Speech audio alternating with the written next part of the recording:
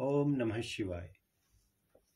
शिव पुराण के अनुसार शिवजी द्वादश ज्योतिर्लिंग अवतारों का सविस्तार वर्णन। नंदीश्वर जी कहते हैं, मुने, अब तुम सर्वव्यापी भगवान शंकर के 12 अन्य ज्योतिर्लिंग स्वरूपी अवतारों का वर्णन श्रवण करो, जो अनेक प्रकार के मंगल करने वाले हैं। उनके नाम ये हैं: सौराष्ट्र में सोमनाथ, श्रीशैल पर मल्लिकार्जुन, उज्जैनी में महाकाल, ओंकार में ओमरेश्वर, हिमालय पर केदार, डाकिनी में भीमा शंकर, काशी में विश्वनाथ, गौतमी के तट पर त्र्यंबकेश्वर, चिताभूमि में वैद्यनाथ, दारुक वन में नागेश्वर, सेतुबंध पर रामेश्वर और शिवालय में घुष्मेश्वर। मुने, परमात्मा शंभु के ये ही वो 12 अवतार हैं। ये दर्शन और स्पर्श करने से मनुष्यों को सब प्रकार का आनंद प्रदान करते हैं। मुने, उनमें पहला अवतार सोमनाथ का है। यह चंद्रमा के दुख का विनाश करने वाला है। इनका पूजन करने से क्षय और कुष्ठ आदि रोगों का नाश हो जाता है। यह सोमेश्वर नामक शिव अवतार सौराष्ट्र नामक पावन प्रदेश में लिंग रूप से स्थित है।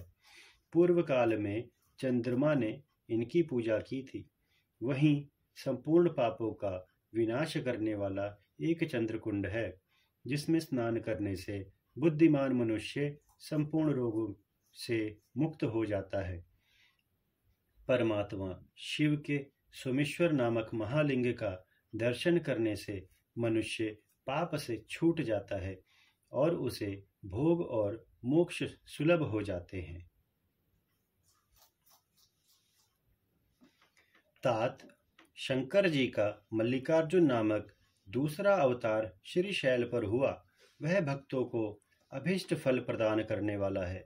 मुने, भगवान शिव परम प्रसन्नता पूर्वक अपने निवास भूत कैलाशगिरी से लिंग रूप में श्रीशैल पर पधारे। पुत्र प्राप्ति के लिए इनकी स्तुति की जाती है। मुने, ये जो दूसरा ज्योतिर्लिंग है, वह दर्शन और पूजन करने से महासुख कारक होता है और अंत में मुक्ति भी प्रदान कर देता है। इसमें तनिक भी संशय नहीं। तात शंकर जी का महाकाल नामक तीसरा अवतार उज्जैनी नगरी में हुआ। वह अपने भक्तों की रक्षा करने वाला है। एक बार रतन माल निवासी दूषण नामक असुर, जो वैदिक धर्म का विनाशक, विप्रद्रोही तथा सब कुछ नष्ट करने वाला था, उज्जैनी में जा पहुंचा। तब वेद नामक ब्राह्मण के पुत्र ने शिवजी का ध्यान किया। फिर तो शंकर जी ने तुरंत ही प्रकट होकर हुंकार द्वारा उस असुर को भस्म कर दिया। तत्पश्चात अपने भक्तों का सर्वथा पालन करने वाले शिव देवताओं के प्रार्थना करने पर महाकाल नामक ज्योतिर्लिंग स्वरूप से वहीं प्रतिष्ठित हो गए। इन महाकाल नामक लिंग का प्रयत्न पूर्वक दर्शन और पूजन करने से मनुष्य की सारी कामनाएं पूर्ण हो जाती हैं और अंत में उसे परम गति प्राप्त होती है। परम आत्मबल से संपन्न परमेश्वर शंभु ने भक्तों को अभिष्ट फल प्रदान करने वाला ओंकार नामक चौथा अवतार धारण किया। मुने, विंध्यगिरि ने भक्तिपूर्वक विधि विधान से शिवजी का पार्थिव लिंग स्थापित किया। उसे लिंग से विंध्य का मनोरथ पूर्ण करने वाले महादेव प्रकट हुए। तब देवताओं के प्रार्थना करने पर भुक्ति मुक्ति के प्रदाता भक्तवत्सल लिंग रूपी शंकर वहां 2 रूपों में विभक्त हो गए। मुनीश्वर उनमें एक भाग ओंकार में ओंकारेश्वर नामक उत्तम लिंग के रूप में प्रतिष्ठित हुआ और दूसरा पार्थिव लिंग परमेश्वर नाम से प्रसिद्ध हुआ। मुने, इन दोनों में जिस किसी का भी दर्शन पूजन किया जाए, उसे भक्तों की अभिलाषा पूर्ण करने वाला समझना चाहिए। महामुने, इस प्रकार मैंने तुम्हें इन दोनों महादिव्य ज्योतिर्लिंगों का वर्णन सुना दिया। परमात्मा शिव के 5वें अवतार का नाम है केदारेश। वह केदार में ज्योतिर्लिंग स्वरूप में स्थित है। मुने, वह श्री हरि जी के जो नर नारायण नामक अवतार हैं, उनके प्रार्थना करने पर शिव जी हिमगिरी के केदार शिखर पर स्थित हो गए। वे दोनों उस केदार शिव लिंग की नित्य पूजा करते हैं। वहां शंभु दर्शन और पूजन करने वाले भक्तों को अभीष्ट प्रदान करते हैं। तात सर्वेश्वर होते हुए भी शिव इस खंड के विशेष रूप में स्वामी हैं। शिव जी का यह अवतार संपूर्ण अभिष्टों को प्रदान करने वाला है। महाप्रभु शंभु के छठे अवतार का नाम भीमशंकर है। इस अवतार में उन्होंने बड़ी बड़ी लीलाएं की हैं और भीमासुर का विनाश किया है। कामरूप देश के अधिपति राजा सुदक्षिण शिवजी के भक्त थे। भीमासुर उन्हें पीड़ित कर रहा था। तब शंकर जी ने अपने भक्तों को दुख देने वाले उस अद्भुत असुर का वध करके उनकी रक्षा की। फिर राजा सुदक्षिण के प्रार्थना करने पर स्वयं शंकर जी डाकिनी में भीमाशंकर नामक ज्योतिर्लिंग स्वरूप में स्थित हो गए। उन्हें जो समस्त ब्रह्मांड स्वरूप तथा भोग मोक्ष का प्रदाता है, वह विश्वेश्वर नामक 7वां अवतार काशी में हुआ। मुक्तिदाता सिद्ध स्वरूप स्वयं भगवान शंकर अपनी पूरी काशी में ज्योतिर्लिंग रूप में स्थित हैं। विष्णु आदि सभी देवता, कैलाशपति शिव और भैरव नित्य उनकी पूजा करते हैं। जो काशी विश्वनाथ के भक्त हैं और नित्य उनके नामों का जप करते रहते हैं, वे कर्मों से निर्लिप्त होकर केवल पद के भागी होते हैं।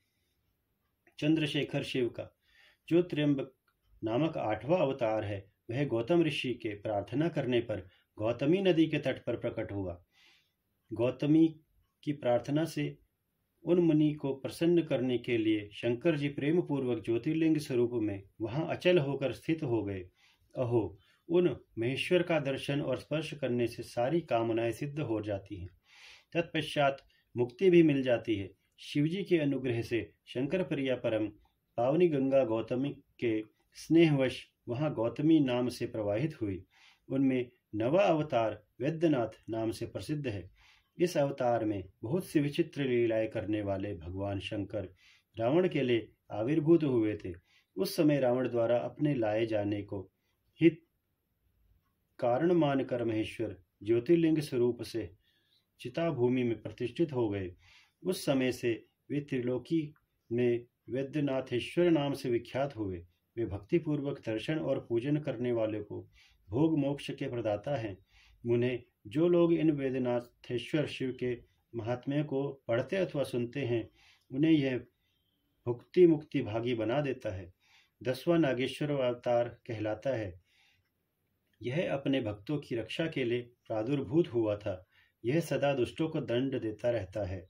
इस अवतार में शिवजी ने दारुक नामक राक्षस को, जो धर्म धाती था, मार कर वैश्यों के स्वामी अपने सुप्रिय नामक भक्त की रक्षा की थी। तत्पश्चात बहुत सी लीलाएं करने वाले वे परात्पर प्रभु शंभु लोकों का उपकार करने के लिए अंबिका सहित ज्योतिर्लिंग स्वरूप में स्थित हो गए। मुने नागेश्वर नामक उस शिवलिंग का दर्शन तथा अर्चन करने से राशि के राशि महान पातक तुरंत विनष्ट हो जाते हैं। मुने शिवजी का 11वां अवतार रामेश्वर अवतार कहलाता है। यह श्री रामचंद्र का प्रिय करने वाला है। उसे श्री राम ने ही स्थापित किया था। जिन भक्तवत्सल शंकर ने परम प्रसन्न होकर श्री राम को प्रेम पूर्वक विजय का वरदान दिया है, वे ही लिंग रूप में आविर्भूत हुए। उन्हें तब श्री राम के अत्यंत प्रार्थना करने पर वे सेतु बंध पर ज्योतिर्लिंग स्वरूप से स्थित हो गए। उस समय श्री राम ने उनकी भली भांति सेवा पूजा की।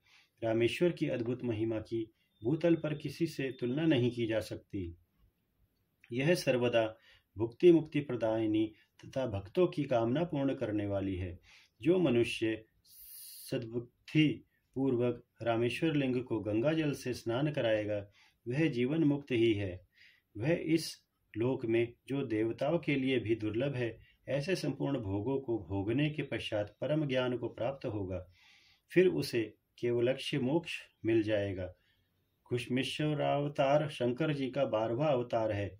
वह नाना प्रकार की लीलाओं का कर्ता, भक्तवत्सल तथा घुष्मा को आनंद देने वाला है। मुने घुष्मा का प्रिय करने के लिए भगवान शंकर दक्षिण दिशा में स्थित देवशैल के निकटवर्ती एक सरोवर में प्रकट हुए। मुने घुष्मा के पुत्र को सुदेहा ने मार डाला था। उसे जीवित करने के लिए घुष्मा ने शिवजी की आराधना की। तब उनकी भक्ति से संतुष्ट होकर भक्तवत्सल शंभु ने उनके पुत्र को बचा लिया। तदंतर कामनाओं के पूरक शंभु घुष्मा की प्रार्थना से उस ताड़ाग में ज्योतिर्लिंग स्वरूप स्थित हो गए। उस समय उनका नाम घुष्मेश्वर हुआ। जो मनुष्य उस शिवलिंग का भक्तिपूर्वक दर्शन तथा पूजन करता है, वह इस लोक में संपूर्ण सुखों को भोग कर अंत में मुक्ति लाभ करता है। संत कुमार जी, इस प्रकार मैंने तुमसे इस 12 दिव्य ज्योतिर्लिंगों का वर्णन किया है। यह सभी भोग और मोक्ष प्रदाता हैं। जो मनुष्य ज्योतिर्लिंगों की इस कथा को पढ़ता अथवा सुनता है, वह संपूर्ण पापों से मुक्त हो जाता है तथा भोग मोक्ष को प्राप्त करता है। इस प्रकार मैंने इस शतरुद्राम की संहिता का वर्णन कर दिया। यह शिव के 100 अवतारों की उत्तम कीर्ति से संपन्न तथा संपूर्ण अभीष्ट फलों को देने वाली है। जो मनुष्य इसे नित्य समाहित चित्त से पढ़ता अथवा सुनता है, उसकी सारी लालसाएं पूर्ण हो जाती हैं और अंत में उसे निश्चय ही मुक्ति मिल जाती है। ओम नमः शिवाय।